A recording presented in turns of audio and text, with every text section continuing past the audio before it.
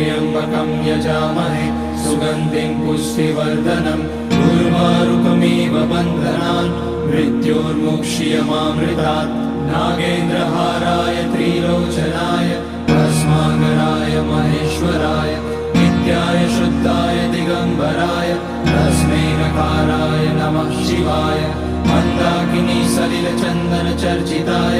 नन्दीश्वर प्रमथनाथ महेश्वराय मन्दार पुष्य बहुपुष्य सुपूजिताय तस्मै मकाराय नमः शिवाय शिवाय गौरी वदनाब्ज वृन्द सूर्याय रक्षाध्वरनाशकाय श्रीनीलकण्ठाय वृषध्वजाय तस्मै शिकाराय नमः शिवाय वसिष्ठकुम्भोद्भगौतमार्य मुनीन्द्रदेवार्चितशेखराय चन्द्रार्कवैश्वानरलोचनाय तस्मै वकाराय नमः शिवाय यज्ञ